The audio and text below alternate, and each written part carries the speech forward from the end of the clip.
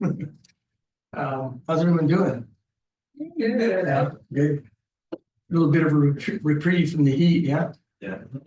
Today's a lot cooler than the last few days. So we're here to learn a little bit more about, I guess, capturing youth with open houses, not just buyer leads, but seller leads too. So, we're okay with that. I'm just gonna do a little. So this is Gary Keller, his quote, he wrote, a millionaire real estate agent, all those books on that wall. One of our founders, he's the Keller in Keller Real. Nothing else about your business will have as big an impact on it as the number of leads you have. It's 1000% true. If you don't have any leads, you don't have a business. A business not have leads. So if you want to. And just one request, if you guys can maybe either mute your phone or put them on vibrate, if you can, yeah. If you need to go up and use the restroom, that's fine, no worries. Yeah, just put it and excuse yourself. We're gonna dispel some limiting beliefs. Hello. Hi, can we get you a flyer? Welcome to our open house. I was like, oh, you already open this? Yeah, this is an open house, actually, yes. So limiting, we're gonna dispel some limiting beliefs. I don't have a listing to hold open. So you gotta. Welcome, Alicia Lee. Hi. I don't have signs yet. We're just kind of talking about that, right? I mean, I know the answers to questions that visitors have. Open houses don't really work because most people look online, and I won't feel safe. All right, so let me move this thing out of the way. Open houses, who benefits? Sellers, right? You get high exposure by showing the house to lots of potential buyers all at once. Is anyone here not done an open house? Not done one yet. Okay. Yeah, 4 of you guys. Okay, cool. Buyers get to see houses without obligation to an agent or not get qualified financially. Most buyers research homes through open houses. So in the state of whatever everything that's going on now, a lot of buyers I think are maybe starting to shift over to going directly to the listing agent. If you guys are familiar with all the laws now and the changes where the buyers are responsible for paying the buyer's agent commission. So I think we're gonna start to see a shift in the amount of buyers that are gonna come directly to the listing agents. So neighbors. Okay, neighbors, they're comparing your open house home to theirs. And whether you know it or not, some of these people are thinking about selling, maybe they're ready to sell. So they are interviewing you without you even knowing it. So from the lead-in signs, did you guys find this place okay? Yes. Okay, it starts with the lead-in signs. And then your presentation, how you show up, what you're wearing, everything that you have, the setup. If you have music, that's fine, it's great. So always bring your A game. Because you're being watched. Like this camera is following me, I'm being watched. See, you can't get away from it. Let's see, and you, the agent, you get to capture potential buyer and seller leads. I'm gonna emphasize seller because when you build a listings-based business, that's when your career really takes off. Because when you get a listing, what comes free? Buyers. Buyers come free. And then you get to place your signs with your name, like we're talking about, throughout the neighborhood. Name recognition. Okay. I'm gonna move this down again. The benefits of an open house. It's little to no cost. It's one of the easiest lead generation tools ever. You have potential buyers and sellers willingly coming to you instead of you going door knocking or cold calling or anything like that. High ROI, return on investment potential. The possibility of double ending a deal is more likely these days. Like I mentioned, a lot more buyers are going to be coming directly to the open house, going to the listing agent. So those are our opportunities to double end those deals. That makes sense? Yes. So, if the buyer comes to the listing agent without any buyer agent with them, you usually becomes a dual agency. you can be a dual agent, Yes. right? Mhm. But then like that means like you could get a commission from the buyers as well, so is that Could. the same thing that? Yes, Oh, yeah, we usually what we do is like, if we charge a seller a certain amount, let's just say they agree to pay like 4% total. If we bring in a buyer, we will reduce that to 2.5 or 3.5 or 3. Just to kind of save them some money. Mm. You know, we don't need it all, you can get it all if you want. But what we typically do is like, okay, if we bring in a buyer, then we'll give you a deal, and we'll catch you out a little bit. So that's typically what we do, you don't have to, again, it's up to you. Everyone you meet at open houses can be quickly qualified or disqualified. You'll know within a couple of minutes. If somebody fills out one of these, if they're willing to give you their information, that's probably a good lead. Doesn't always turn out to be a deal, but more chances are more likely that they're more serious. If they give you if they're willing to give you their information. And you can connect with other agents. That is very important because you need to go to other open houses and see how those agents are conducting themselves. Right? And we'll get more into that in a little bit. I'm gonna be whizzing through this stuff. Have you guys done goal setting yet in the previous Ignite classes? Have you guys gone through any of the goal setting or no? Okay. So setting achievable goals will require a lot of work, but if you break it down into smaller manageable pieces, it can be easy. So for example, preview 15 to 20 homes a month, including public and broker open houses. This is absolutely crucial. It's your duty as a realtor to preview homes. Vacant homes are the easiest. Is there, everyone have super access? yes. Okay, so you go in, preview the house. That way, if you have a buyer or if you do an open house and somebody says, hey, did you see that house down the street? Now you can confidently say yes. The one with the purple Barney velvet wall in the living room? Yeah, I saw that house. So always make sure to preview. I said public and broker. Broker open houses are the ones that the other offices, like our office. You guys get the emails? Yes. Yeah, okay. Attend those too. One, you're showing support to your fellow agent. And two, you're getting to know the inventory. You have to know what's out there. You have to know your inventory. Hello. Oh, Hi, my name is Chris. Welcome to our open house. thank you. Oh, great. Right here, if you have any questions, let me know. Okay, thank you. Cool. What was your name? I'm sorry. Joel. Jewel. Yeah, I've seen you before. Okay. These are just goals, okay? Hold 4 open houses a month. That's one every weekend. If you can just do one every weekend, you'll be in a lot better position than somebody who doesn't. Okay? Add 4 people or leads to your database from each one of those open houses. I did an open house a couple of weeks ago out of the area, and I got 5 leads. I had 5 people to fill these forms out. Whereas before August 17th, I wasn't getting any. So like I'm saying, there's that shift that's already happening. And I'm experiencing it, we're experiencing it. Yeah. Yeah, I don't want to sign an exclusive agreement with the realtor, I'll just go straight to listing agent. So. And subsequently, I wrote an offer on one of those guys. So, yeah, we'll see what happens.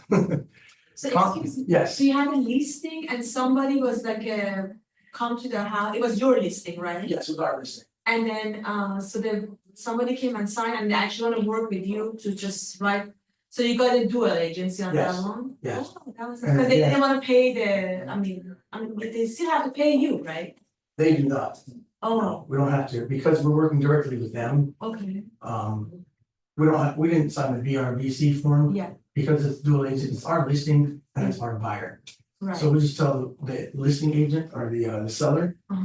you know what, we brought in the wrong buyer, we'll just charge you 3% instead of 4. Oh, So it saves the seller a lot of Right, money, yeah. the buyer doesn't have to pay anything, and it's just like a win-win pretty much for everybody. Gotcha. Contact all of those leads and set them to appointments. I can't tell you how many thousands of dollars I threw away. I get these leads, right? I get all these things filled out and I call them, I contact them, and then they're like gone, they disappear. Oh, you're no good, just throw it out. couple weeks later, I get a call, hey, I need you at that open house, my name is Sally and my wife Jane, do you remember us? I'm like, oh, and it just because I threw it up, so now I keep every one of those. So, yeah, you get those leads, hold on to them, because you never know They call when they're gonna rise from the dead. You just, you think they're dead, they're gone, they come back. Mhm. There may have been a time where, I don't know how many times I've heard, we just weren't ready at that time. Mhm. So we kind of had to step back, but now we saved our money, we're ready. I'm like, I wish I could remember you. If you can't book an open house, ask an agent if you can sit in or help with theirs. Okay, just as observers, you know, because the leads that the listing agents get, those are like gold. So a lot of people don't want other agents sitting in because like, no, these are my leads, it's my open house. So just say like, your leads are your leads, I'll just sit back in the corner, I just want to observe. I'll pick up your signs for you afterwards if you want, you know, I'll hand out flyers, but your leads are your leads, just let me observe what you're doing. Yeah. You can definitely learn a lot that way too. Do we have any else coming in?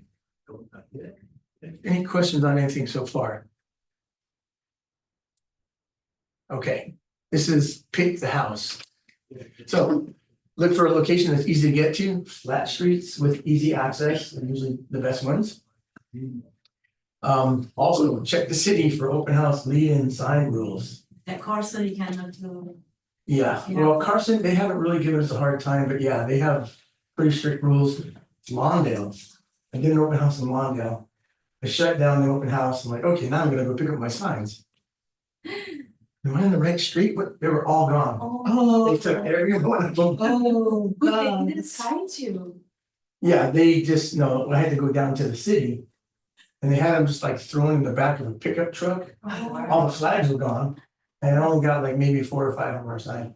Oh, And yeah, So you can, as far as Lawndale's is. just double check. That was years ago. Oh, Double okay. check, yeah. Did they charge you? Did they charge you? No. So they're not gonna charge you, just gonna be. They didn't notify us, they didn't charge, I just went down there because I know my flags are gone, my signs are gone.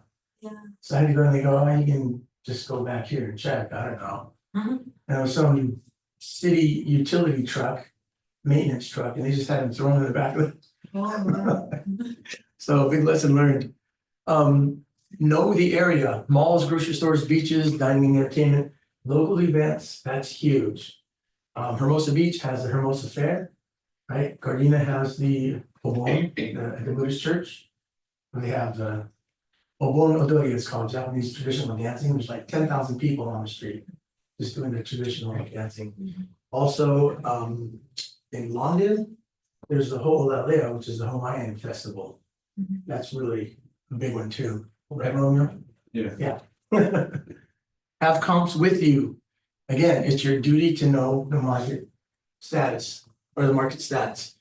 You will be asked about other homes in the area, so be prepared. When you're doing an open house, they're gonna ask you about other ones. Have you seen it? Do you know what happened with it? Sometimes they'll see it on Zillow, the next day it's gone. So they wanna know what happened, did it sell, what happened with it? So then you can see here. Okay, I guess I'll leave that up there. So this is go up here. This is an open house that we did a few years ago. You gonna follow me over this way or no? Okay.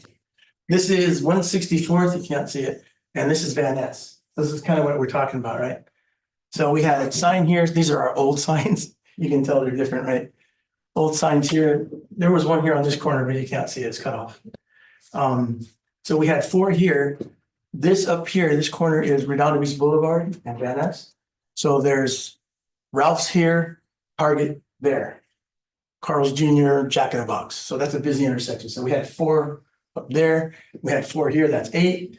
Down here on 166 in Van Ness, we had another 4, that's 12.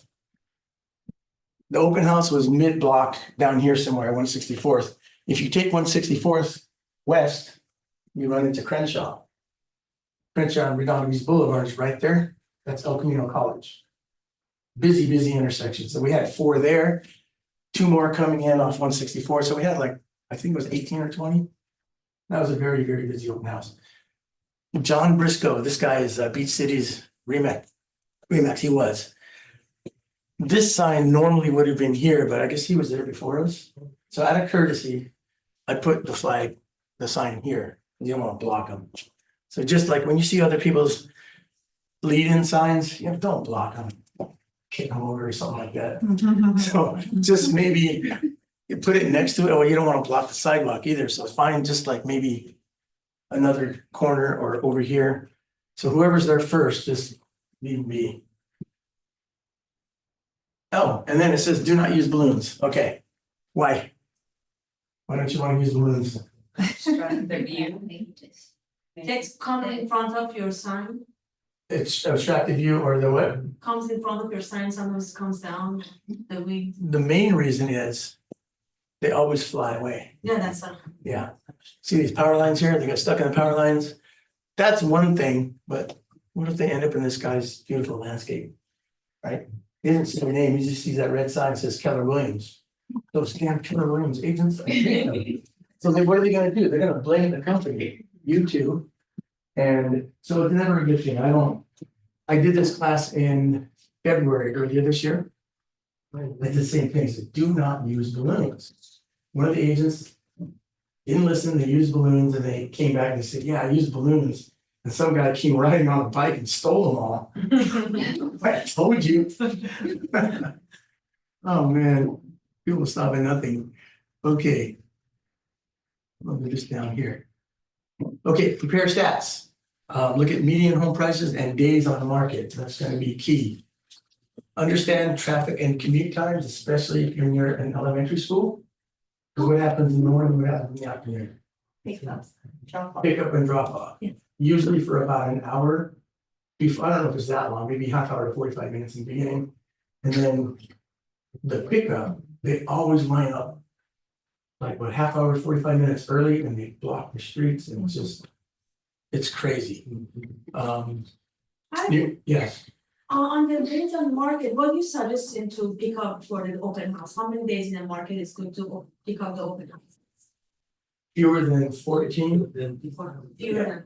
Yeah, fewer than 2 weeks is typically the peak interest time when the home first hits the market. You got about 2 weeks of peak interest before it starts to fade.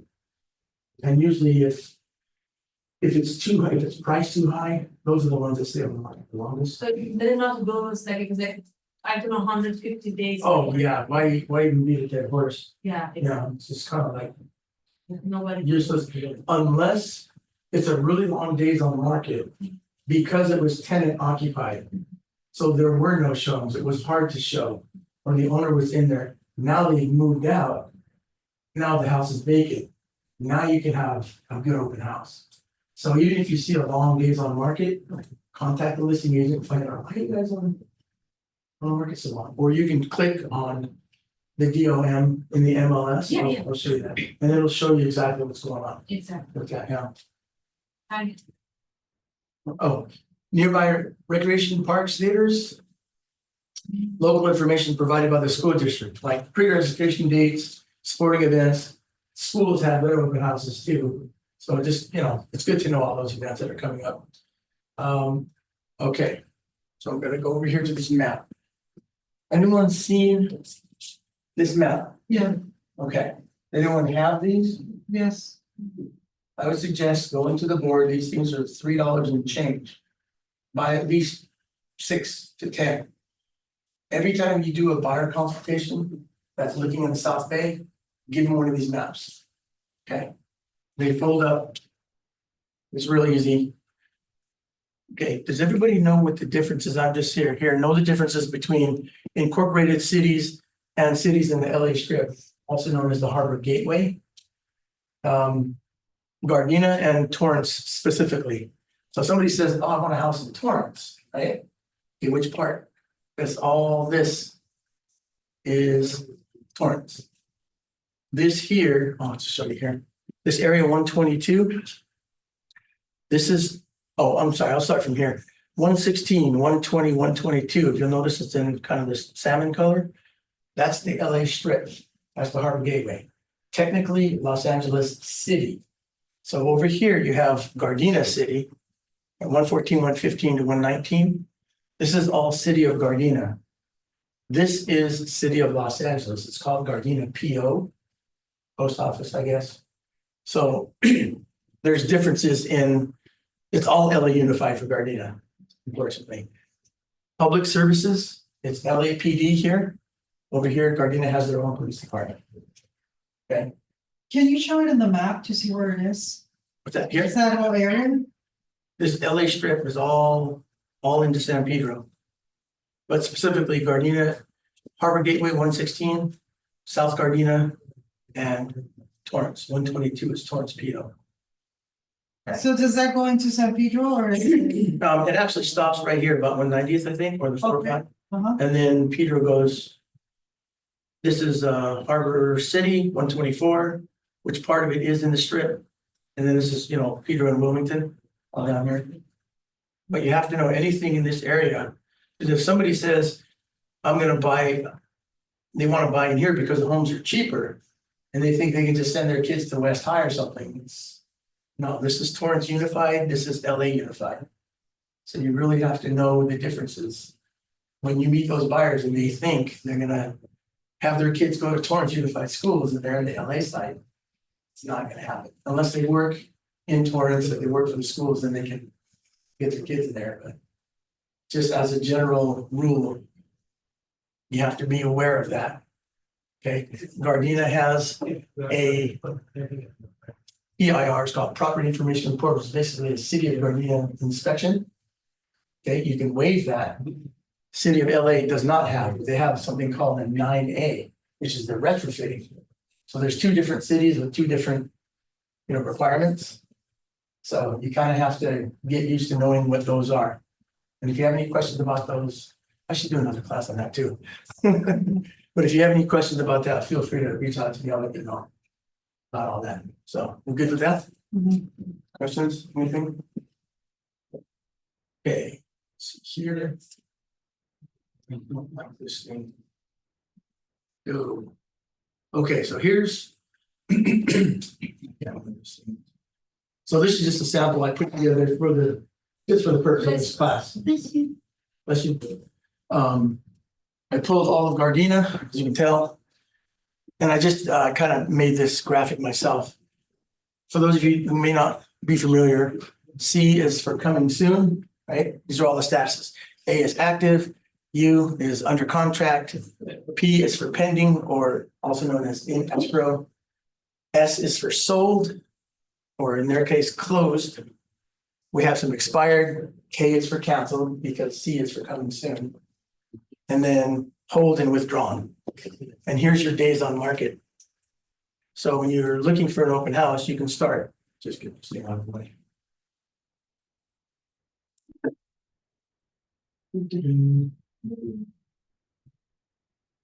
So yeah, you can just start looking at days on market if you want to look for the lower ones. Just call the agent and find out, hey, you doing an open house this weekend? Can I do it? Persist. Address, street, city, these areas here, these 3-digit numbers. That's these in here. The unfortunate thing is a lot of agents, especially the out of area agents, they don't know where it is, so they'll put it in the wrong area.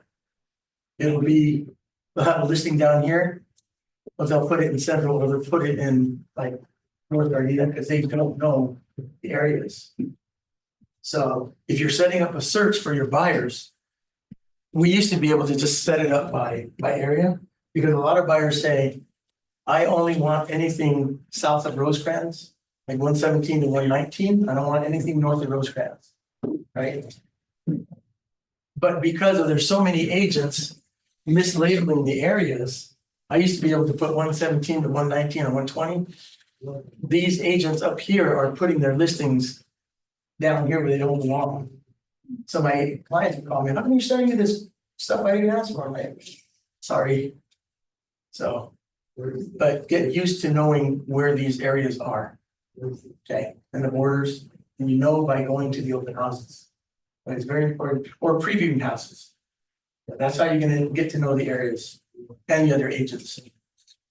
This price, days on market, bedroom, bathroom. Okay, that's pretty basic stuff. Any questions about this? Yes, What's the difference between days on market and then CDOM? that's One- cumulative days on market. So we For just- example, Yeah. so this house here, this is about 10 houses away from me. He's around the corner. He bought, he listed it, he started it at 919.5. It's right on the alley. A brand new house, he built it, he rebuilt it. It's on an alley. So what he did, instead of just changing the price, he canceled the listing. When you cancel the listing, what that's gonna do is start the DOM to 0. So Zillow is gonna pick it up as a new listing. So he canceled the listing, lowered the price, and then went on the market again. 3 or 4 weeks later, it happened. He did that like maybe 3 times. And it's like, bro, you're not fooling anybody, because this is Yeah, This is- MLS yes. knows. MLS knows, yeah. So if you click on the CDOM, it'll show you the date that he actually started the listing to the date that he went into escrow, all the changes, everything. So it's actually more, I don't know why it says 46 days. It's actually, he started this listing sometime in June. So we're way over like almost 80 days now. So, but yeah, that's, again, I should probably do a class on that one too. Any other questions about this? Have something like this with you. You can just do one-liners. Because again, if those people come in and those buyers say, what happened to that house? Oh, let me look on my list. Here it is. It looks like it's an escrow now. So it may take you 3 or 4 pages of this if you want to get everything. Yes, So when you're talking about that 46 days over there. Yeah. That they keep on taking out, putting in. After how long, I mean, if they cancel that, after 2 years, is it gonna be the same, it's still the same if they're putting in the market again? Is it gonna show that amount? no, I think it goes by the agent's MLS ID. Okay. So if a new agent takes it over Uh-huh. and it's a different company, both will start over at 0. Yeah, Oh. yeah. I told you guys to mute your phones, yet I didn't do mine. Sorry. Yeah, you had a question? What's the difference between active and active, I mean, difference between active under control and pending? It could mean the same thing. Active under contract, a lot of people, agents will do that. We have an accepted offer, or we have an offer that we're really looking at. We're going to probably open escrow on that, but we're still open to taking backup offers. It could be, it all depends on the agent. We like to go from active to just straight to pending. We don't like doing active under contract, especially if you want to stop the showings, if you have 15 offers and say, okay, that's enough, no more showings. Unless you put it into pending status, agents might still show up. They're still gonna call you, hey, I noticed that you're kind of in escrow, not really, what was the status?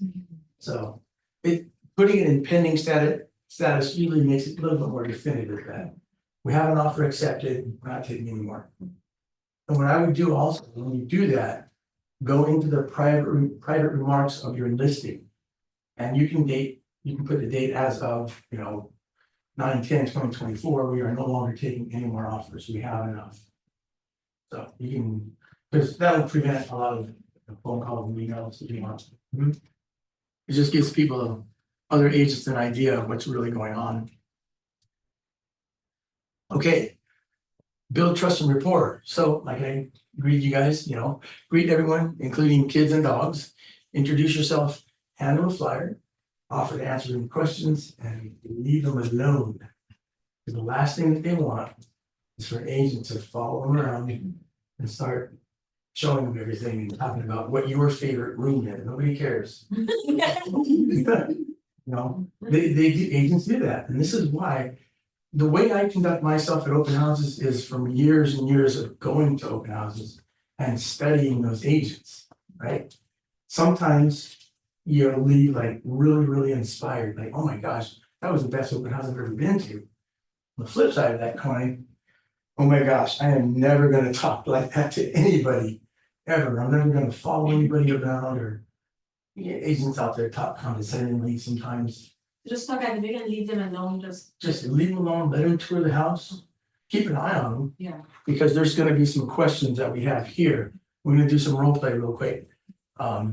So let me see if I can get.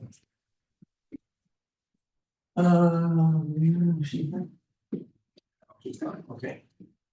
So, who has not done an open house? I need 3 people. Simone. I signed. Thanks. Hey, love you. I mean, okay, all right. Close the door on this. I get it. Never let. Am I too loud, dude, or what? I guess apparently I'm too loud for Simon, so he clicked it. No, I'm just kidding.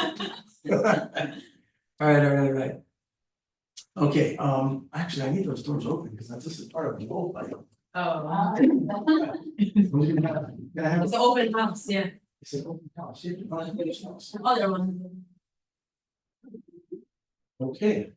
So I guess. Right, it's locked. Interesting. Okay, I need 3 people. 1 to do open house agent, somebody who's never done open house before.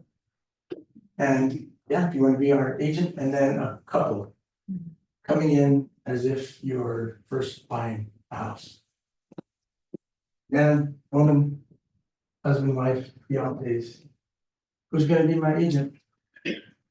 who has not done. Well, not been an open house yet, not somebody who's inexperienced at doing this, somebody who's green, Anyone else? I haven't done one. okay? But here, you need to stand by the door and be side, right, chair? Husband, wife, girlfriend, girlfriend. You guys were. Huh, you'll be the husband, you're I already did. so you're gonna beat them as you come in, who's gonna be his wife? I already did open house before. Huh? I did open house before. No, for that, that's fine, you're gonna have to. I don't know. Okay. So I'll take action and then you guys, but then this is a natural open house you guys are coming into, you're gonna be greeting them. However you wanna do that. Okay, and action, go. Hi, welcome. Here's a flyer. Thank you. Let me know if you have any questions. Look around. Thanks for Only having doing us. the current disclosure stuff. No. That's you. No, Okay. Just have one in, yeah. Please come in. Look around. Let me know if you have any Playing questions. something like that. Thanks for the flyer. Yes, very good. And how many days is on the market? It's been about 2 weeks. Just Okay, Questions, yeah, thanks, very okay. good. So. Okay. She asked question, right? Or- No, so now. Okay, here's some common buyer questions. I'm gonna give this. So. pretending you're nervous to study this. pretend- Yeah, just, Okay. so. You're gonna ad lib on your answers, you don't, okay, this here, this 3-year rule, you don't have to read that, but we'll get to that. So if you wanna take, like Romeo, if you wanna take these 4, and what was your name? Sorry. Yeah. Huh? Yeah. Yeah, so you guys just split the questions in half, yeah, just see how it goes. So you're gonna be asking the agent these questions, go ahead. So just curious, why are they selling? They're moving out of state. Okay. Their family is, they're going to be moving to their family out of state. Have they lived here long or how long? Have Yeah, they love living here for the last 10 years. Nice. You know of any recent passing in them? Or any previous? passing? No, none, no. They're, And how old is the roof? the roof, they actually just changed the roof about 5 years ago, so it's still in pretty good condition. And how about the copper plumbing? The copper plumbing, they haven't had any pinhole leaks that they've noticed, but this is a 1980s home, so it does have copper plumbing. What are the electrical updates? They recently actually put in some solar panels that they were fortunate to upgrade their electrical panel, and that is a recent upgrade when they changed the roof 5 years ago. Okay. Just curious, when was the last time it was fumigated for trim lines? Good question. Let me research that, and if I could get your number when you sign in and email, I will get back to you with that exact information.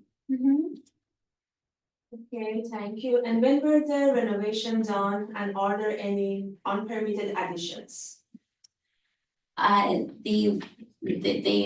They have remodeled the kitchen and the bathrooms approximately 3 years ago, and from what they said, those were permitted, but it is always best to check with the city to ensure that permits are correct.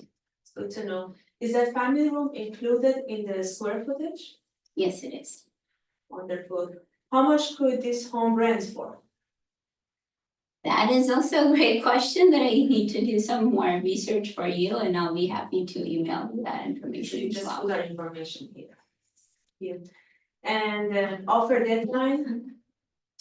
Right now, we're still, we've been on the market for a couple of weeks, so we are going to, we don't have the deadline just yet, but right now we don't. Thank you. And how many currently? How many offers, sorry? Oh, how many How many offers do you currently have? We did have someone that looked pretty interested. We don't have an offer in hand just yet, but if you are, after you look around and you're interested, just go ahead and. Can I have some price range, like what price range you have? For both the houses on sale for $2.5 million, that is the current for sale price. Or are you asking me what the? What price range is you getting? Is it like the same price of the offer or is it like higher? I don't have an offer in hand just yet, but I do have an interested other party. Okay. And are there any other issue we should know about? That we would, once you enter the escrow, anything that the sellers know of, they will disclose, but I don't know of any issues right now. So thank you. Very good. Yes, but I've been to many of them. Okay, you say, okay, so she's been to many of them, that's good. Oh my God, okay. This one? Yeah, actually, this is being recorded too, but if you want it, yeah, you can actually have it. Okay, now, before you go, it's her turn to ask questions now. For now, she's the agent. So let's just say you recognize that the buyers have come in, they've toured the entire house, the backyard, garage. So now, sometimes they will not say anything. They won't be asking any questions, they'll be like quiet. That's when you can come up and say either, what brought you in today, or can I answer any questions for you? Let me just, you have the script there, so, okay. So. They've toured the house, they're not really, they haven't asked you any of those questions, they're just kind of. Kind of looking around, so you're kind of curious to see what they're thinking. So what Okay, what now do you- she's gonna ask questions, go ahead. what do you think? Can I answer any questions for you? Well, we like the houses, but for the kids, how is the school district around this area? So the school district is actually one of the best school districts. If you, that is something that is more of a personal choice, so I encourage you to really research that online, because that truly is a personal preference for many people. But as far as the reputation, all the schools in the area have a great reputation. Gotcha, okay, thank you. As far as neighbors, do you know, like, is it a quiet neighborhood? Are they usually more like open to, say I was having a party on the weekend, do I have to like? Well, the city has pretty strict noise ordinances, and from everything we know, it's a very, very nice neighborhood. So it's rated, but okay. So continue with your questions. We'll let her ask the questions. And are you actually in the market for a home or just looking around today? Well, yeah, eventually, we're looking to have a house like, 3 to 6 months, not really in rush, but we just saw your sign, so we were curious to come and look. Yeah, just comparing on like what we've seen so far, and then you are due diligence and research and everything. Right. That's good. Well, it's good to start and see what you find. And are you looking in this particular neighborhood? Around this neighborhood, Gardena. Yeah, it's around the Torrance. area, yeah. Yes. What is your price range? I would say anywhere from 700 to 900. And how would you say, does this house match what you're looking for? Well, it's actually a little over our budget. We are kind of in the process of pre-qualifying. And we had already gave our document to them, they haven't get back to us, but it's like close to $1 million, so we're looking for 700 like that. And do you currently have an agent that is already representing you? No, we're just working with the lenders, we don't have any. So we're happy you help us. Okay, then Perfect. shouldn't I ask Yeah. that first though? If they're working with an agent? I don't like to slam them with that right away. Yeah, I like to wait. I want to do some little bit of pre-qualifying, because if you come just blazing out, hey, you have an agent? And after your money. That's some time. Remember, that's why I kind of put it last. You can actually, at some point, you don't have to ask all these questions. If they're asking a lot of these questions, chances are you don't have to ask them, are you actively looking? Because you know they are. And like she volunteered some information, we're pre-qualified for this amount. So you know they're actively, so you can eliminate that question. You don't necessarily have to ask what brought you in today. They're obviously here for the open house. Yeah, and then you can start, are you looking at this neighborhood price range? How well does this home match what you're looking for? But yeah, I always kind of, before I get their information, they're starting to say, okay, let's just exchange information. And I say, okay, before I have you fill this out, are you working with another agent right now? Are you signed with another agent? And like, yeah, our agent's like, oh, shoot, okay. Then respectfully, I have to bow out. You have an exclusive agreement with another agent. I can't work with you, unfortunately, I'm sorry. Is it any way I can work with you If you instead have, of that person? Is there any way I can like cancel or you something? can cancel it, listen, but you have to cancel it. Yeah, you have to show, and then I need to see proof that you actually canceled. Did you have an exclusive sign? Yes, we did. So So you I have- heard you have to have 30 days notice, is that correct? When I'm canceling with the other agent? Yes, Okay. yeah. I don't see how they can hold your, well, I guess maybe they can. You know, if you need to get out earlier, but are they gonna hold you the 30 days and make you responsible for paying that if you get something within 30 days? I don't know. Oh, So, but that was my question actually. Yeah. okay, I have Yes. a question. As far as my understanding was that, the listing agent could share the information that's on the flyer to someone who just randomly come to the open house. But you cannot give further information unless you have that buyer, agent exclusive agreement. With the if you're the listing, listing agent, What was the question? I think she's asking if the, the, say it again, I'm sorry. people just come into the open house without any agent, Mhm. buyer agent. Yeah. As a listing agent, you could share the information that's on the flyer. Mhm. But you cannot answer further questions like somebody died or like you just terminated because it's not in here. Unless you sign the You know, I agreement. think it's, if somebody passed away in the house, you have to by law answer that question, yeah. If they ask questions that are not on the flyer, you can still answer as many. When you start showing them houses, that's when you need to have a buyer broker agreement. When you go further than the information that they're getting at an open house, that's just general information. You are there, it's a public open house, anybody can come in, ask whatever questions they want, and if you know the answer, you're supposed to give them the answer to that, yeah. But I think once you pass a certain point, like, okay, I'm gonna be committed to working with you. And before you show them that first house, because that listing agent, he may ask for your BRBC, once you get an escrow. I need to see your signed agreement with your buyer. Yeah. So, okay, let's go back up real quick. Has anyone passed away in the home? Everyone knows a 3-year rule, that means. You have to let them know. If anybody passed away in the house within the last 3 years from the day that you took the listing. On the MLS, in the private remarks, it doesn't go in the public remarks, in the description, it goes only in the private remarks, you have to notate that. And it's usually. One of the sellers passed away of natural causes peacefully in the home, January 2024, You have to let and them. that's it. I have a question about Yes. that. So if they do ask like prior to 3 years, are you obligated to tell them? Or do you? If you know, yes, everything, yeah. And it comes to the point where, what about there's a murder? Mhm. You know, that goes longer than 3 years, that's kind of like, I forget what rule they called it, but in certain real estate trainings, they do talk about that. It was like a tragic death, a suicide or a murder, because neighbors around. Sometimes I couldn't, hey, did you hear the murder? You know, the kid shot himself in the house, and the wife went in the garage, she hung herself, yeah, it was 3 years ago. I remember because my kids came over and they were like, oh my God.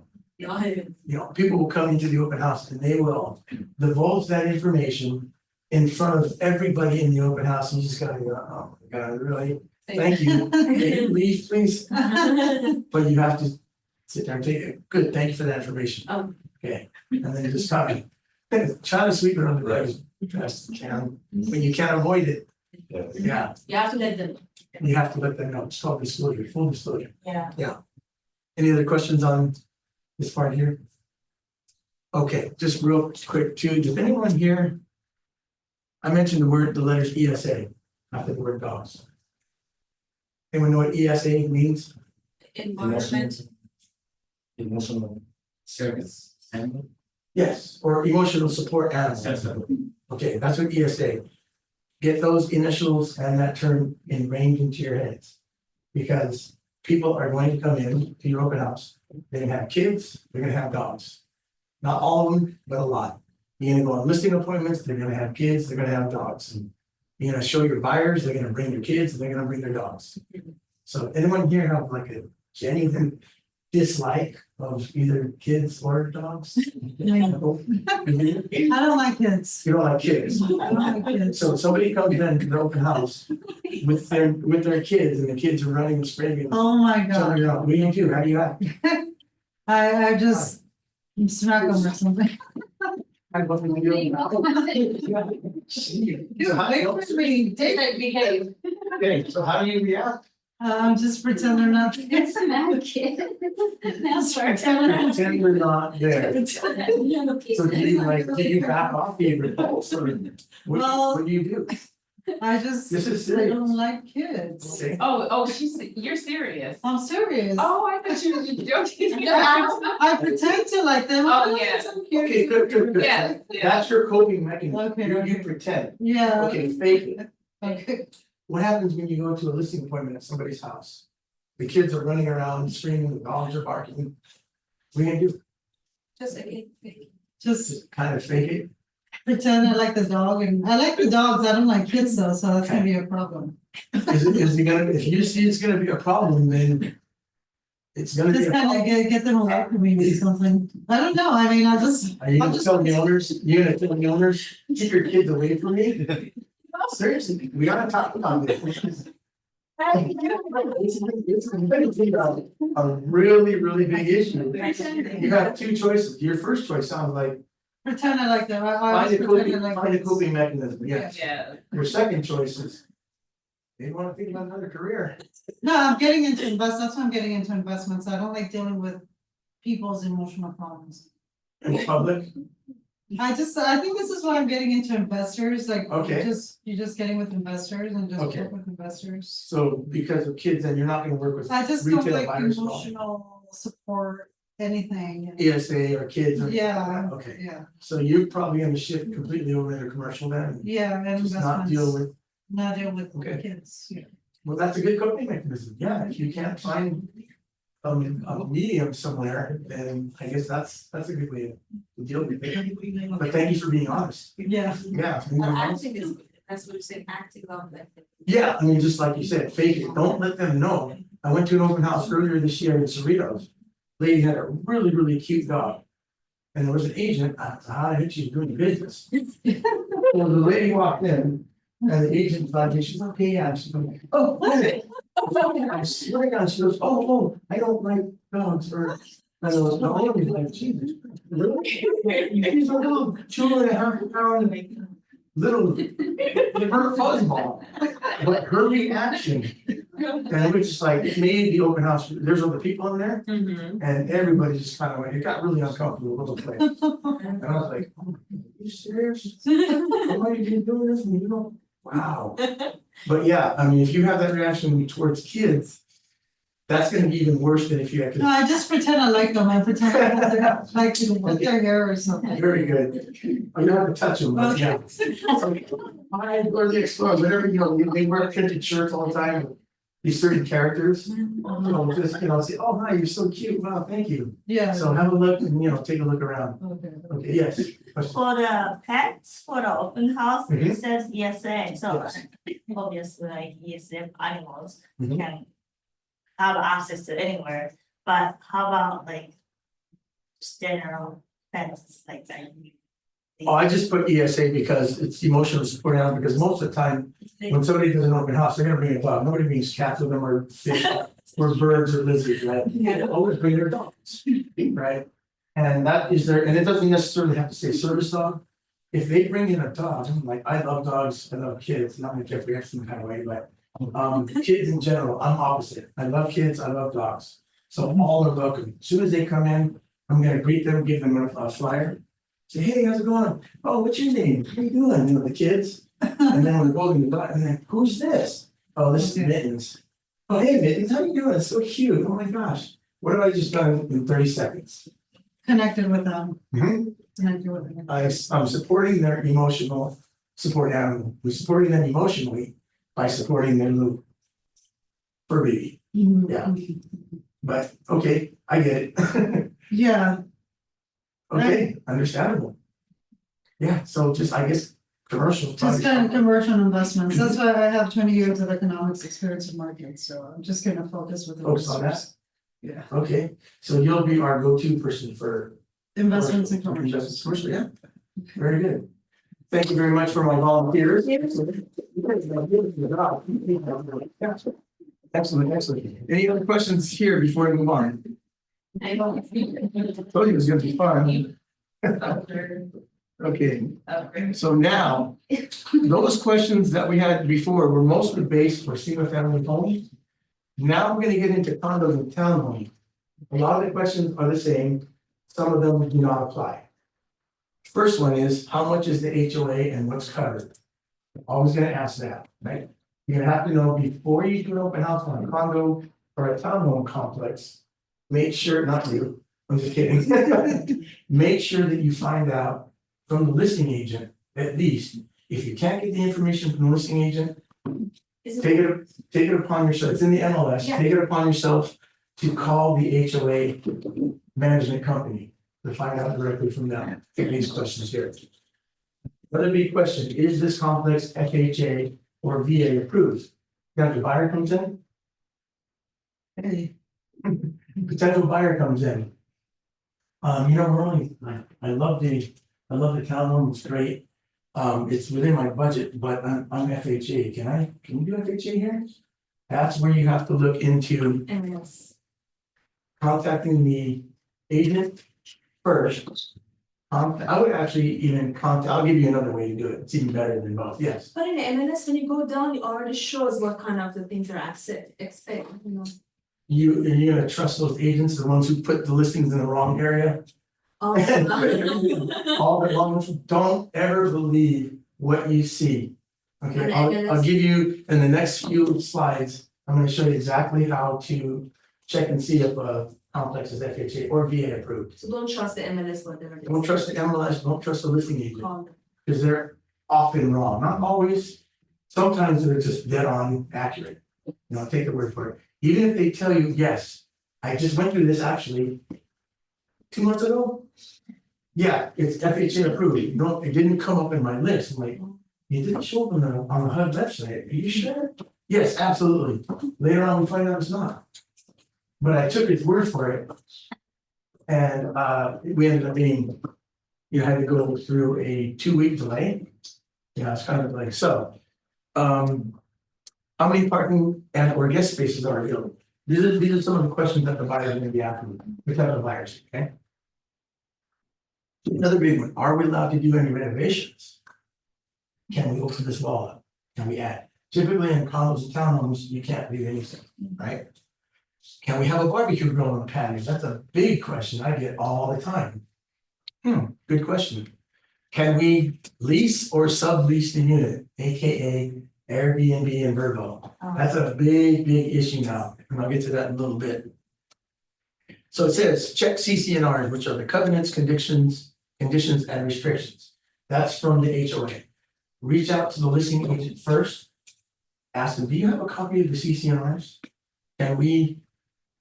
Can somebody put a barbecue grill on the patio? Can they do renovations? Can they lease it out? Okay, here's some questions that you as agents should be asking the HOA. Is it? I don't see, I got this, I'm sorry, this is a okay. PowerPoint slide that we got Mhm. initially, and I don't see the same slide. No, these are slides that I put in here. Oh, okay. Yeah, Is it possible that you can email us later? I can, yes, yeah, I'll email you everything, sure. Thank you. So questions that the agents need to be asking the HOA, are there any upcoming increases or assessments? Increases in the HOA fee? Does anyone not know what an assessment is? Or anybody? Okay, let's just say there's a 50-unit complex in 2 buildings. They were built in the late 80s, early 90s. It's about time for the roofs to be replaced, right? So they go out, they get a contractor, they get an estimate for 200,000. Okay. HOAs always have what's called a reserve, right? It's like basically an account of funds that they can use for certain situations like that. So if the HOA reserves has enough money in there, they'll just take that 200,000, pay the roof off, no problem. A lot of times what we'll see is they don't have, when they don't want to spend all that money, just, 200,000, they want to keep some in the reserves. So what they'll do is they'll assign what's called an assessment. So over the next 5 years, all those 50 owners will have to pay an additional $200 a month for the next 5 years until that roof is paid off. Okay, that's what an assessment is. It could be the roof, it could be, a lot of times we're seeing these patio decks that are all made of wood. They're all rotted out, termite rotted, so they're gonna change all those to vinyl, upgrade the clubhouse, redeck the pool surface. Just whatever it is that the complex needs updates on. So just always be aware, if somebody comes in, you have a buyer. And they love it, they fall in love with it, the HOA fee, everything fits their budget. But you don't ask the question if there's any upcoming assessments. They move in, yeah, in January 2025, we're gonna do the roof. But the buyer doesn't know that because you didn't ask the question. So now what could I do to the buyer? So now they're paying $450 in HOA, plus an additional 200 now that you didn't tell them about. What could happen to that buyer? They'll be mad. They'll be mad, they'll wanna sue you, they probably can. They're gonna go into foreclosure, maybe. So who are they gonna go after? Listing agent. The buyer agent who was there, he never told us about that. Oh, let's go after Keller Williams, they're the largest company in North America, they got the deepest pockets, let's go after them. So asking simple questions like this, are there any upcoming increases or assessments? This is information that the HOA should be able to tell you. The conference, you had a question, I'm sorry. Oh, no, you just answered it. Okay. You double that, you put that money on top of that, so it's no Yes. issue. Okay, So for the assessment, if that expires like, if we done in 5 years, then you get $200 less after that? after that, it goes away, Um, yeah, it's just until whatever assessment they have is paid off. Okay. Yeah, But for them to sue you, I mean, you already showed them there's an assessment, so they have some recording or something that you didn't mention or something like that, right? I mean, how they gonna sue you? I mean, you already have in the paper, right? no, the assessments don't come up, they might come up like 6 months after they close escrow and move in. But I mean, it's gonna show you in documents previous for them to buy, I mean, Now, won't show No. up. Assessments, future assessments don't show up on any of your closing documents. How soon do you know? Like if it's like 6 months, then that. It depends on when. They could just move in, it could be a year from now. I mean, if it's a year from now, it's maybe kind of. Okay, you might be able to get away with it, cause it's like. They have to kind of assume that there's gonna be something, other costs involved. And there will get, HOA is always gonna send out notices prior to doing the work. They don't just do the work and say, okay, here's your payment. They're gonna give you an estimate of, in January 2025, you have to do the roofs. But here's what's coming up. $200 on top of your HOA. Okay, so the buyers are given notice So prior to, I guess. prior to them doing the work. But it's always helpful if you be proactive. Because maybe that's gonna kick to foreclosure, and you don't ask that question, why didn't you tell me that? I didn't know, why didn't you ask the question? It's a simple question, you can ask the HOA. So now, we're going into short sale, we're gonna, go into the REO status. Because you didn't ask the question, I thought you were supposed to protect my best interest. You're not, what kind of agent are you? I'm suing you guys. Possibility, I don't know, yes, So when you say contact the HOA, like who are we actually contacting and how do we get that information? HOA management company, So whatever Every listing- company, Hmm? so whatever building we're calling, where do, the management company should be listed on the MLS. oh, okay, Horizon Management, Seabreeze, whatever it is. oh, Yeah, you just call them and say, hey, look, I have a buyer who's interested in a unit in your complex. I need to know if there's any increases or assessments coming up that you have planned for the future. Most of the time, no, we don't have anything. Okay, cool. Then you can confidently talk to your buyers and say, I checked with them about increases and assessments, and they go, what's an assessment? Most buyers have never even heard of such a thing. So now you know what it is, you can explain to them. just future projects that are gonna increase on your HOA. Yeah. basically. And you'll kind of get an idea too, if you walk around some of the complexes. Some of them are really old. Exactly. And you look at the roofs and you look at the stucco, it's all breaking apart. You kind of have to wonder, who's handling the money in the HOA, what kind of, who's doing what? This stuff is like falling apart. So if there's a whole lot of different things like that you see, I get kind of, as an agent, I get nervous for my buyers. Yeah, it's a good price, like it. But Nobody really cares. who's managing the money over here? You really gotta ask yourself that question and point it out to them too. This place was built in like 84, that was 40 years ago. It doesn't look like a thing was touched. The roofs are shot, there's holes in the stucco. You go down to the parking structure, it's like flooded down there. So you might wanna have them consider, I don't know, maybe a different complex or really dig into the HOA management company. Find out what's going on there. Sometimes the HOA fees are just so expensive, and it has nothing to do with the renovation of the property, it has something to do with like some type of tax assessment or something like that. It could be no roofs if it's South Orange County. Yeah, there's all different kinds of. Those are like red flags for condos, right? What are? It's just like having such a high HOA, just like not being like coherent as far as like the whole project itself, like. Yeah. Like just if it's high HOA, okay, it's beautiful, okay, you understand why. Mhm. But if it has an HOA that is super high and the property is really low, then there's a discrepancy there, like those are red Right. flags, right? Those Exactly. are red flags. Yes, and that's, my red flags pop up immediately, if I see a really high HOA and the buildings are just falling apart, they're dilapidated, that's when I start to go, what, okay, there's gotta be a management problem going on here, something's not right. So yeah, I would definitely question that, Okay. absolutely. Are we allowed to do renovations? Okay. Here's the thing about leasing and subleasing. Somebody wants to buy a unit, but not live in there, they just want it for investment purposes, right? So. With Airbnb and Vrbo, we've seen the videos on YouTube, we've heard the horror stories. So a lot of these HOAs are not allowing rentals anymore, or a very limited amount of rentals.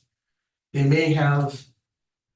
The ratio that I used to see here in Torrance was like 55% owners and they will allow 45% renters. Now, because of Airbnb and Vrbo and all these chaotic events that have been happening, a lot of the HOAs are tightening up on the ratios. You have to have 70% owners and only allow 30% renters. And of those renters, we will not allow those renters to sublease it out to somebody else. Because now you're talking two different separate degrees of, separation from the seller, right? And then because you gotta think the renters, they don't really have private ownership because they don't own it. But they're given the key fob, they're given the code to the gate, they're giving that to all their friends and relatives. All these people who are not on lease are coming in and staying in the property. And these homeowners that are trying to relax out by the pool. And I'm like, what in the heck is all this going on? So just be aware of that too. That's another question you definitely want to ask. Can they rent it out what are the ratios? So when they ask, what are we actually buying when we're getting into a condo? You're buying the airspace, you're buying, Buying the unit itself, part of the airspace above, I'm not sure exactly what the rules are on that. And the ground that it sits on. But that's pretty much it, yeah, not much else other than that. Again, it depends on the complex, Mhm. yeah. Rentals currently allowed, barbecue grills, okay. The other thing is too, on the last one here. Oh, the second one, I'm sorry. Is the master insurance policy or management company going through any changes? HOAs have an insurance policy, right? They have insurance coverage, they have to. A lot of times, not everyone knows what's going on with the current state of insurance here in California. because they're going out. leaving. All leading California, all the big companies. So, it's happened to me in May, I have a buyer who's looking for something natural, Mission Viejo. The HOA management, the master insurance policy was leaving California. So now they're mad scrambling to get another insurance company. At the same time, this is not gonna, it's very rare, but at the same time, the management company, who was Horizon, was switching over to another company called Seabreeze. So we got hit with a double whammy. So that actually kind of held us back like 2 weeks. It added like a couple weeks to our closing. Typically, you're gonna get neither one of these, but it's always good to know. Because if you have a buyer who's really interested in buying a condo unit or townhome. And you don't know, all of a sudden you get hit with, hey, we're switching companies. Now you're gonna have a delay. What's that gonna do to your buyer?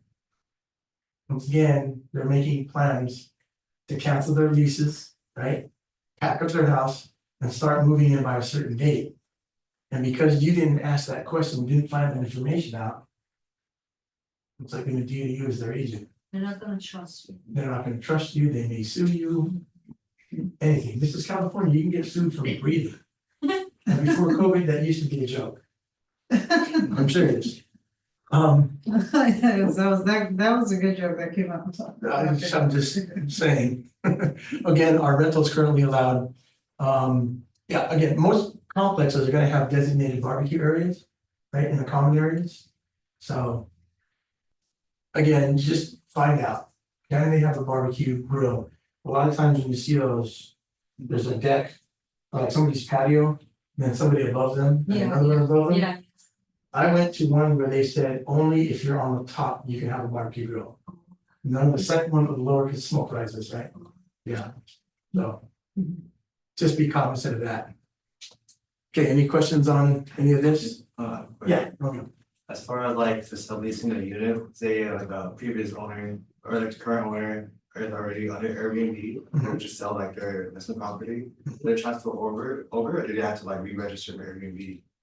The new owner probably have to re-register Airbnb, I'm not sure exactly how that works. I think it might just go away, but anything that the current owner has nothing to do with the new buyer. Yeah.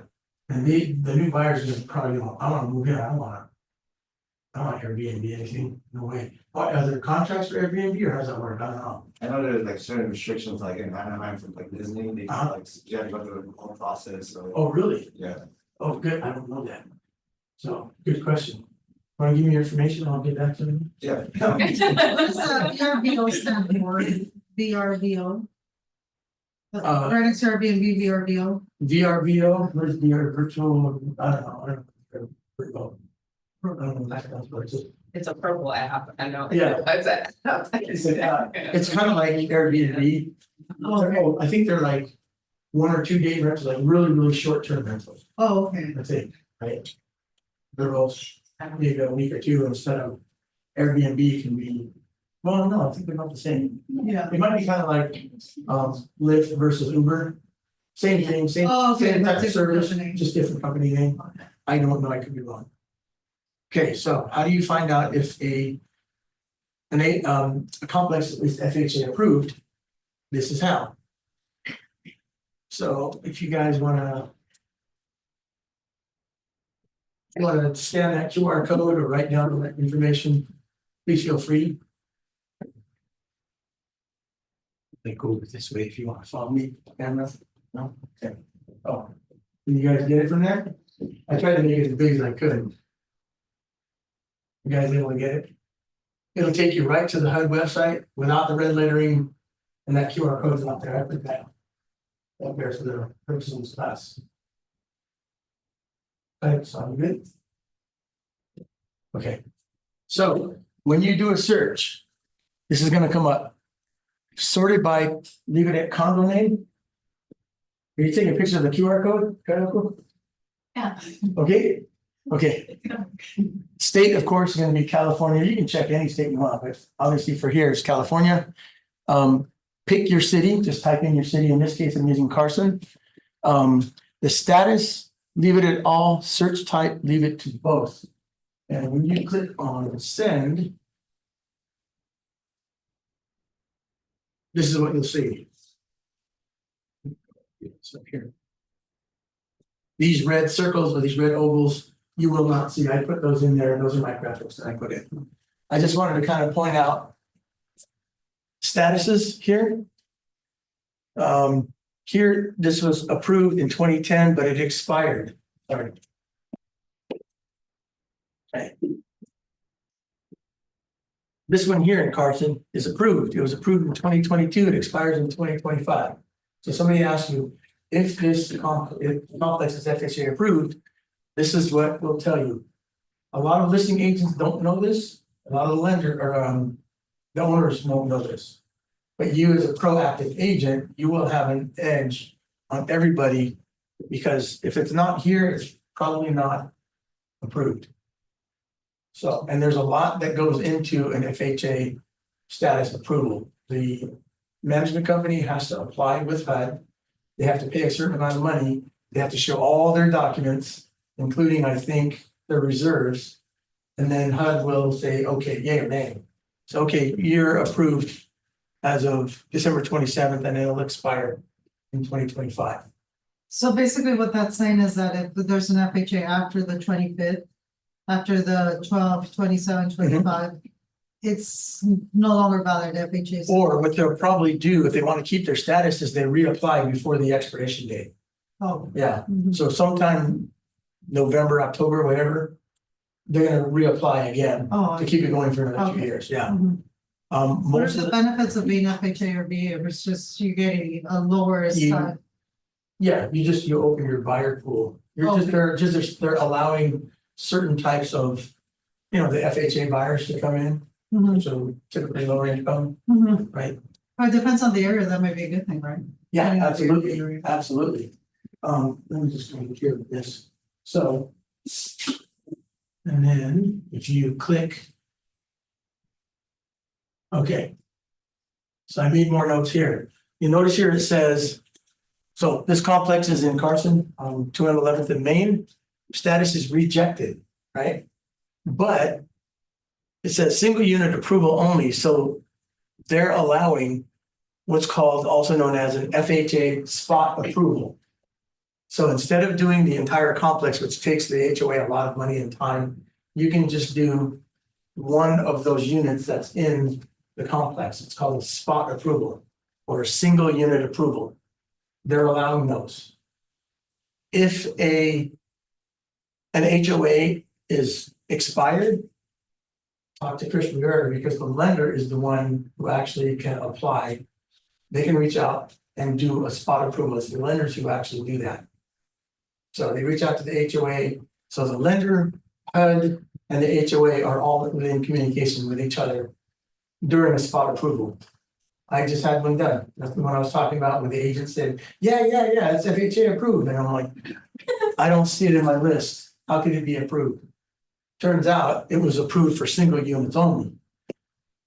We were able to get it done, but it delayed us 2 weeks because it's going to add about 2 weeks to your. So if your buyer finds a complex that they really, really like and have to move into, it's not FHA approved, you can actually have the lender apply for a spot approval for that one unit.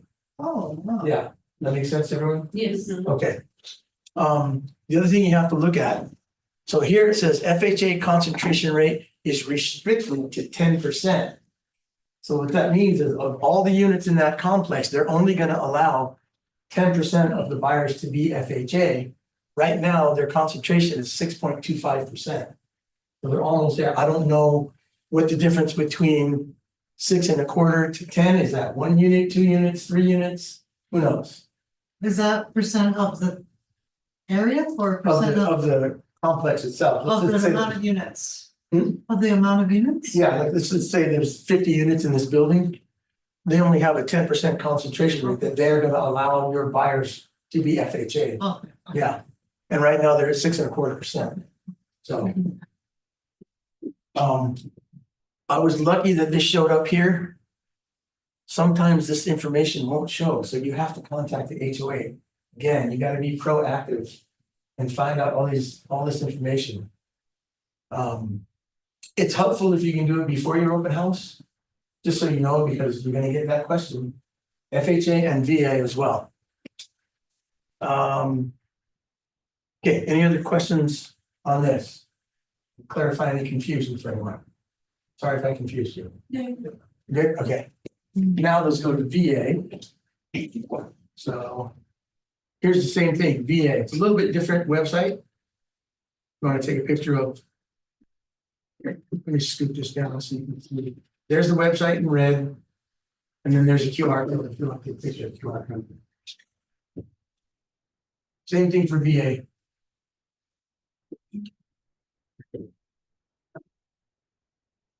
The main difference being that if a complex is not FHA approved, 99% of the time it will be VA approved, but you still want to check to see if it is. And this is the way you do it. That website with that QR code. Same thing, just leave everything here blank. Type in your city and California. When you click submit, this is what's going to come up. This is what it looks like. I use the Adriatic Townhomes because it is FHA and VA approved. And so you notice here it says accepted without conditions, and that was accepted back in 1987. So I guess the HOAs are more lenient toward veterans, VA than FHA. So same thing kind of apply. Any questions about? You said there's a high correlation between the both or an opposite, like if you have an FHA more than, if they don't approve FHA, then they may approve VA, is that what you said? Most likely it will be VA approved. Okay, so Yeah. that's just, okay. Mhm. Yeah, because all the ones that I've seen that are not FHA, I check VA and it's VA approved, but it's not FHA. Yeah, so. Okay, pick the time and the theme. So what they have here is Thursday night happy hour, wine and cheese open house. I'm going to suggest that serving alcohol is at an open house is far too risky. Don't, for any reason, serve alcohol. You have a real estate license, not a liquor license. Yeah. Even if they don't get drunk at their open house, they hit a pedestrian and kill them. Where did you start drinking? Keller Williams open house. They have to be on it. It looks like. Okay, if they're gonna go down, they're gonna take everybody with them. They're gonna try. So it's never a good thing. People get fines and all that stuff. And if there's a pool, somebody jumps in the pool or falls in the pool, they're intoxicated, they drown, whose responsibility is it? Yeah, so we are not just realtors at Keller Williams, we're actually ambassadors of Keller Williams Realty. Keller Williams is the largest real estate company in North America and beyond. So that's kind of a lot of weight on our shoulders. Part of our duty is to keep Simon out of mediation, arbitration, litigation, which is also ultimately the courtroom. So do everything you can to keep yourself and our great leaders here out of the courtrooms or out of mediation. So that's part of this part-time job is just doing mediations, unfortunately. There are a lot of these agents who kind of don't know what they're doing or are careless. Don't be careless. Always ask. Have small giveaways that match the current sporting season, right? Anything with pets and kids is always a good idea. When 99-cent stores were still around, I used to buy stacks of coloring books. And they'd come with, crayons. And those would be gone in like an hour. I put them on the table at my open house. Oh my gosh, wow, yeah, they're not here. And then what I would do in the back of the coloring book is either staple or we have a stamp with our business card. Or staple it on. Oh, good idea. Yeah. So you can still, I don't know, Dollar Tree. Dollar Tree still around? Okay. Yes. They haven't closed yet? Maybe go and get like little chew toys, things like that. Do they still have coloring books there? Are they Yeah. just buy a gang and we're going on Amazon. Just find some little, there you go. $1.25. I mean, for how many? No, So just it's one. instead of dollars, $1.25, it's they call it. Just for $1.25. one? Dollar Tree, yeah. Oh, Like, Dollar Tree, But okay. everything's $1.25. Oh, is it? Okay, yeah, like 99 cent store, right? Yeah. $3.49 at the dollars, 99 cent store. Weekends, of course, are the best time for an open house. Everyone's off and the kids have no school. Watch for severe weather, definitely fill your open house. Like we've had triple degree heat, right? During the winter time, it's really windy or raining and or a combination of both. No one's really gonna come out and their sign is gonna get blown all over the place. So what are the ideas you guys have? Anyone think of anything else for, like just, I like little giveaways, Yeah, You know. like what you said, for kids, little toys. Yeah. That's a just like little things, yes. What is it? The title company, they Mhm. have like keychains Yeah. and pins. There you go, And hand sanitizers. Yes. So I'll just I put some out at there you go. at open house Yeah. session. Sometimes I give you the little stress squishy things on the keychain. Yeah, you just throw those out there. I had somebody, because what we do, our team is, we collect, we put it in our newsletter. I actually collect clothes for donation. So somebody in my neighborhood called me up, said, hey, I have a bunch of clothes. I went there. And one of the bags she gave me had a bunch of them. What is this? And I opened it up, it was hundreds of the little plastic boxes with baby socks in them. So cute, little panda bears and little ears. Oh, gosh. So I put those out of my open house and within maybe less than an hour, gone. Yeah, because everyone came in and taking, can I get one from the doctor?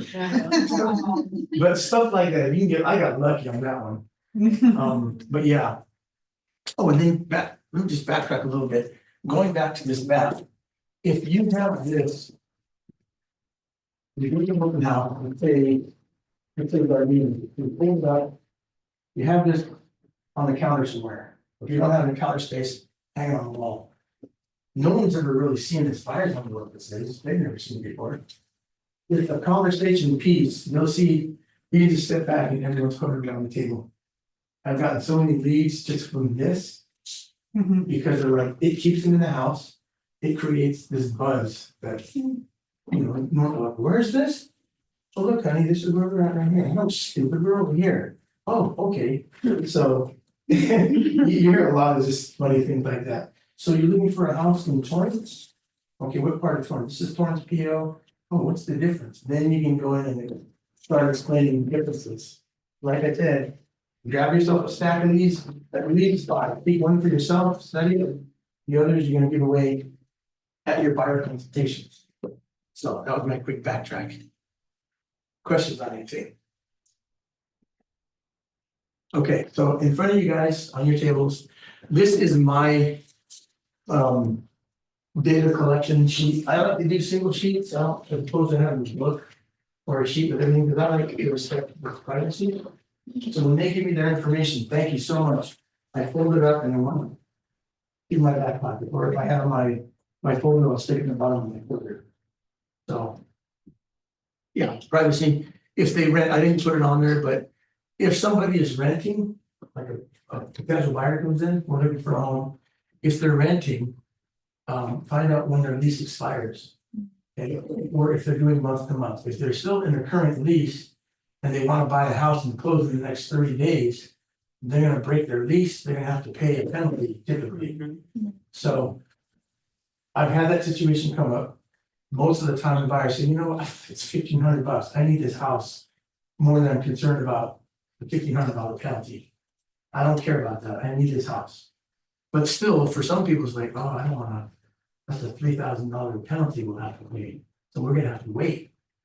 So, always wanna ask if they're renting, if they're in a lease or if they're month to month. Again, timeline, how soon do they need to buy? And very importantly, besides what are their must-haves, what do they do not want, what are their do not wants? I absolutely cannot have a pool. If there's a house with a pool, I don't want it. And that's more and more common nowadays, nobody wants pools anymore. Yeah. Especially They're when very expensive too. more expensive to maintain, they have kids, they don't wanna have to worry about them. They never go swimming anyway, so. That's that. Okay. The week before the open house preparation, I guess you can do all this stuff. Select the house, post online, walk the neighborhood, invite neighbors. I like to do a private showing, just for the neighbors only. You don't have to have a flyer, you can make up little flyers, Oh, what is private stream? Is like, just for the neighbors, before the public open house. If you're doing an open house on Saturday, go out on a Wednesday, say, hey, look, tomorrow, Thursday, we're doing a private open house only for the neighbors, before the public gets out. It makes them feel special. Ooh, that's cool. You get to see it, yeah. Because they always want to know what's happening Yeah. to the neighbor's house, especially if they've done work to it. Because they just want to go in and see, how it compares to their home. But who knows, maybe if they're thinking about selling, that might push them off the fence. And the fact that you were courteous enough to give them a private show, like, a private party, it's invite only. If you're a public, you can't come, only neighbors. So it makes them feel special, right? So definitely that. They say post online again and then install a yard sign. I guess this is assuming that you don't have an account with a sign company. Like we have maybe 20 signs with, it's called rapid signs. So they have all of our signs and they're attached to the big white post. So all we do is we log online, give them an address and say install on a certain date. I guess here what they're saying is install a yard sign. I guess if you have a for sale sign, you just put it up in the yard. But again, this is assuming that you don't have an account with a sign company. But you're still gonna need to get, I guess, have you seen the open house sign without the white post? Just kind of like stuck in the front yard like that. I guess those are the people that maybe don't have the accounts, yeah. But you're still gonna need to say, have a sign with your information on it. And then just put it in the front yard. Post online again, invite your database, everyone on your phone. Social media accounts, definitely want to post it up on there, post online again. This is where you're gonna prepare your market stats, print flyers. Sorry. And it says door knock, but I've done the door knocking already, like on Tuesday or Wednesday to invite them for a public or a private showing. And then you can tell them, because eventually the neighbors are gonna know you're doing open houses on a Saturday, because they're gonna see all your leads inside. And they're gonna see all of the cars coming in, or you can just tell them, look, I'm doing an open house publicly on Saturday, so there's gonna be a lot of traffic here on the street, just want to let you guys know, between 2 and 4. You may see a lot of people parking in front of your house. And if anybody blocks your driveway, here's my card, then come get me, call me. Because I don't want anyone blocking your driveway, That's okay? So always do that. Owner occupied listings, make sure the seller locks up all valuables, okay?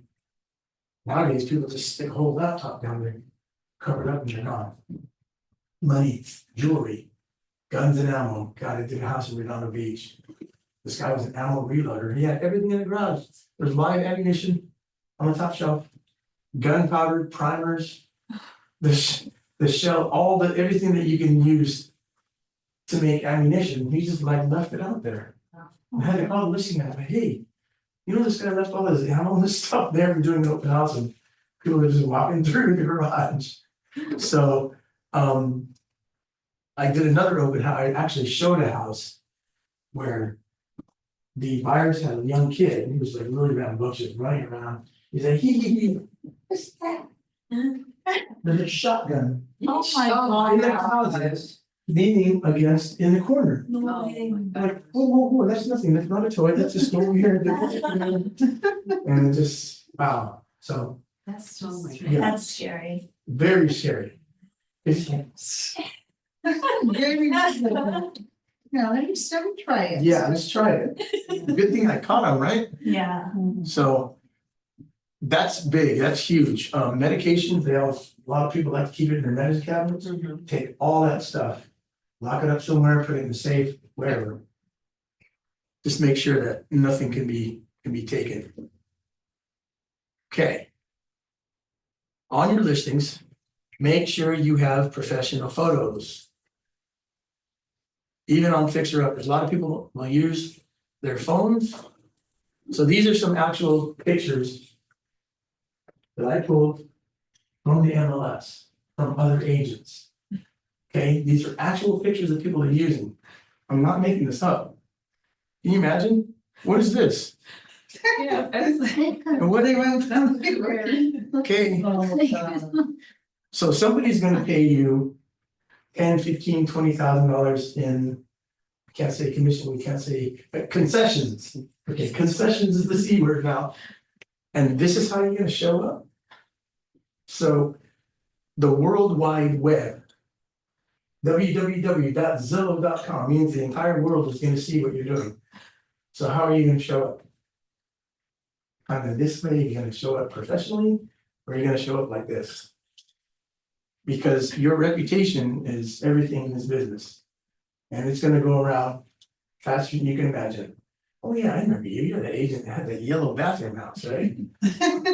What on earth? There's another one. In the MLS, you can actually put captions under the pictures. Okay, number one, this guy. Look at that font, isn't that crazy? It's obvious he's hiding Is that the something. actual? There's that's the actual listing. This is a picture. That's a picture he posted on the MLS of bedroom number one. I wonder what that is. I don't know, it's a box of something that's probably too heavy for them to lift. I have no idea. So. Bedroom number one with its own bathroom. Okay, that's not the bathroom, that's from a different listing, but. I mean, toilet seat up. And just Oh, like it if you're gonna, smells disgusting. doesn't it? I mean, what's that? Oh my god, okay, anyway, this is some samples. Now, this is funny. Oh my Look up gosh. here. There she is. First of all, she's using her cell phone, right? To take pictures. Second of all, there she is in the reflection. And that was on the MLS also? This is currently on the MLS. Both Really? of these. My Yeah, God, can you imagine? She This must is not how- be with KW, she must be somewhere else.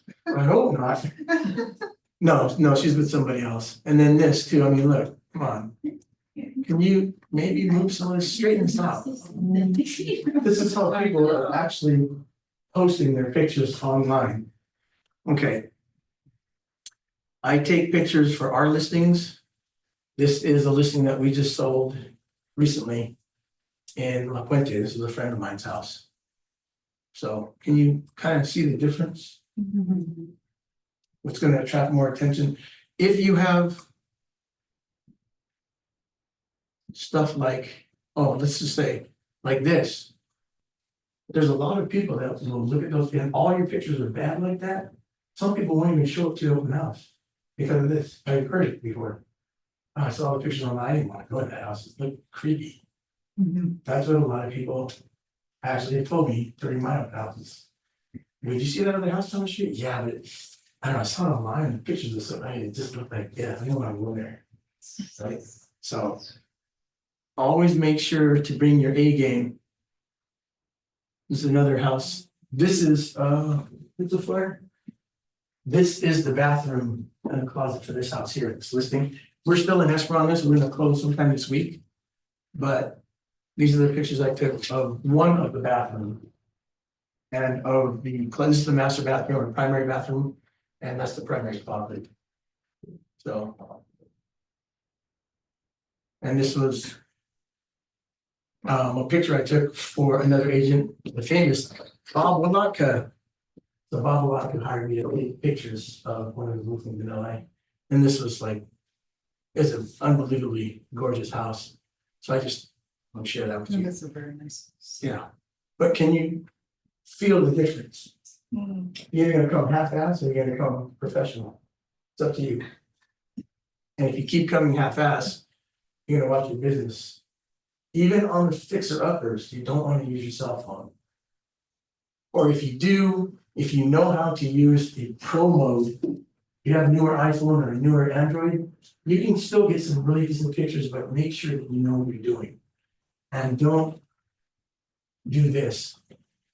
And take pictures all in portrait mode. You wanna see the spread of the living room, you wanna see everything, go landscape. Okay, there's so many people, I guess for social media, I don't know.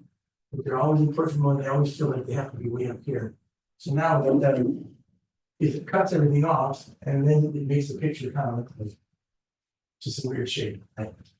So, any questions on any of this? Okay. All right, be safe. Use the buddy system. I know a lot of female agents are kind of wondering about safety and I guess, in fact, today at 10 o'clock, I missed it, but the board had some kind of open house safety training. Because I guess they're talking about that one lady who was killed out of state. She was an agent, somebody gave me, State was it? Huh? No, not in California. not in California, yeah, it's a different state. Use the buddy system if you want, have 2 agents, you know. Let someone else know when and where you'll be, share your location with friends and on social media. That way everybody knows where you are, if you end up on missing, no, she was at the open house last I heard. Park on the street. To avoid being blocked in, we'll do that. In the event that you have a townhome or a condo, you have to come to the front gate and it's all the way in the back. Then yeah, it's understandable, park in a garage or a guest spot.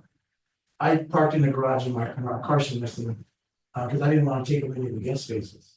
So luckily it was a 2-car garage. So if that's the case, yeah, park in the garage, that's fine. But try not to take any of the guest spots. Announce yourself upon entry. Oh, I'm gonna share what's the story. Announce yourself upon entry.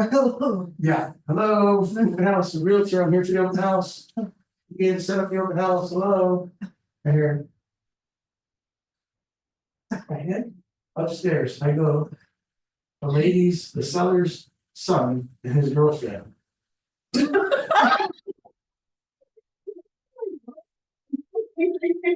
That had to be all the afternoon, right? That's all I'm gonna say about that.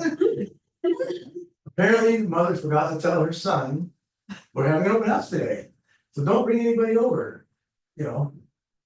Alright. So I kinda had to. Yeah, I just made myself known. Yeah, we're here, oh my God, what? And then it came out. Are you? And I'll just make it, are you Kevin? Yeah. Did your mom not say, I'm the realtor, I'm doing an open house today? Oh, she didn't tell me. Okay. People are gonna start showing up pretty soon, so can you? It's all right. So it's just kind of. Funny. Share the stories. Make sure, you know, and that's, okay, make sure that your phone has at least a 50% charge. You don't wanna have a good phone if you know, in dire need or something. Certain situations, okay. Do not engage in political, racial, religious, or any controversial conversations with anyone. Here in the office, don't do it. Don't do it at your open houses. Keep that stuff at home. Or in your car with your family and friends. But keep it out of the workplace.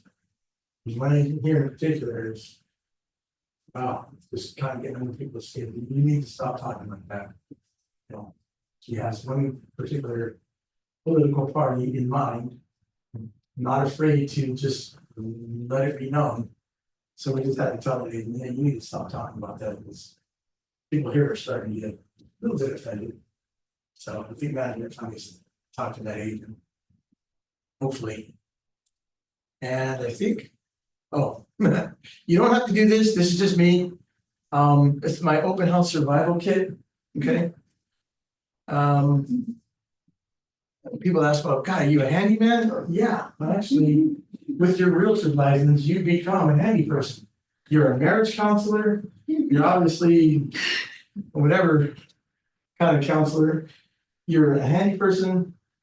You're everything, you're a babysitter, you're a dog sitter, you become a lot, you wear a lot of different hats. Eventually you'll become an instructor. People here in the next probably few months or a couple of years, you're gonna be up here. I started where you guys were. So you don't have to do this, okay? I just do because I can't tell you how many open houses I've done. My gosh darn, I wish I had some red duct tape right now. One of the biggest reasons is they just redid all the floors, engineered vinyl plank flooring, right?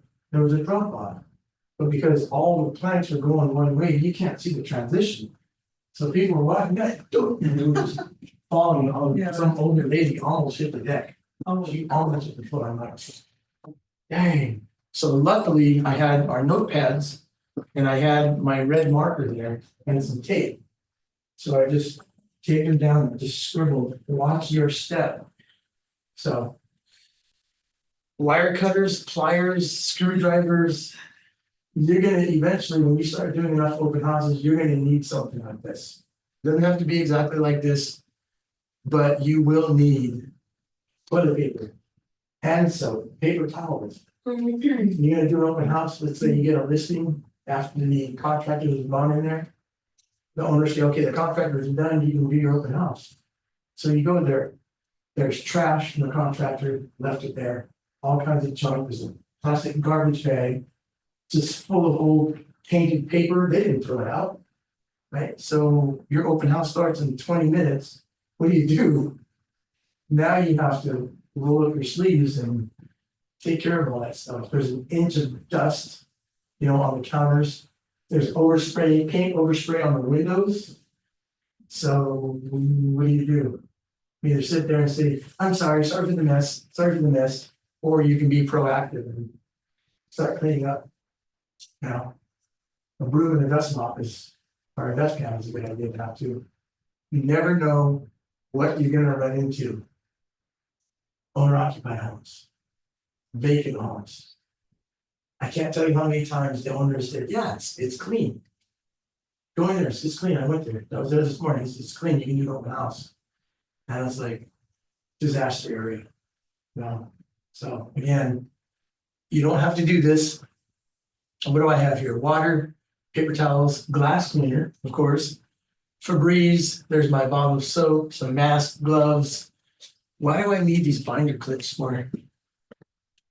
Anyone know? Take a guess why I would need binder clips? Give you a hint. Big window. Curtains. The pull rod for the curtain is broken because it's so old. Now you gotta find some way to bunch it up. I just need binder clips. Right? Or you can have string. I have string in there too. A flashlight. You don't need band-aids. Clorox wipes for sure. This metal scraper right here, this putty knife, this is a godsend. People walk in, they got guns on their street. Let's, Thank you. And you're gonna be down there, hold on, yeah. It's listed at 1.2 million, yeah. I just want you to walk over here. So you're gonna become somewhat of a handy person. Like it or not, you're gonna have to get your hands dirty. And maybe your knees too. But yeah, so if you want, you can, you don't have to. Tape measure, why do I have a tape measure? You might ask questions, Maybe how long something the address is. Somebody wants to come and, hey, do you have a tape measure, can I measure this? There you go. That nice realtor that had the tape measure. So now when somebody starts doing this, you kind of know you got them. Yeah. Yes. They're here for more than just the open house. They want to possibly buy the place. They're measuring to see where their bed's gonna go, their bed's gonna fit. It's not really good in the house where people are that transparent and it's, I mean, it's All the obvious time. they. Most of the time they carry it with them. But if they don't, I have mine with me. I've done that before. See? How many times? Many times, right? Yeah. Happens all the time. What else? Before the open house, I always like to see, especially in these older houses, the older owners were maybe elderly, they moved out. So now you have a lamp or a light, doesn't have any bulbs in it. Now you got a dark open house. So what I've done, I got in the habit of doing is just going to either Home Depot or Costco and get a multi-pack of bulbs for $15, $20. Because eventually I know there's not gonna be a working light bathroom, or there's gonna be a compact fluorescent one, an LED and a yellow, everything's just gonna be really off or dark. There's nothing worse than a dark house, especially when you're trying to do open house. Let's see what's. Yeah, make it shine. So any questions on that? You good? That's it. That pretty much concludes. Oh, but is there anything else that you guys wanted me to backtrack on, go over again? I'll go back to the first slide. If we could possibly get the presentation email, that would be Yeah. Okay, so helpful. do we have? Best way to do that. Let me get on email. Or is it, what's your, isn't it the hub site maybe? Oh, our website, our email is on that website, or our email is on flyer. I love having you at Gmail. Yeah. You want the presentation, yeah, send me an email, I'll put it together. Yeah. I guess we're done. Love helping you. Yeah, at gmail.com. Oh, there. Should have keep yours on. No. Just shoot an email, I'll send you the presentation. Yeah. Thank you so much, Chris. Of course. That was great, yeah. Yeah. That's fine, thank you guys for the participants. Yeah. Very helpful. We're not doing open houses, you guys did pretty good. You could have fooled me wrong. You done. Yeah. Yeah. You guys are great. So. Next thing, you guys need to do, go to the board. Order a stack of these, get at least 5 of them. One for yourself to study, the other 4 are gonna be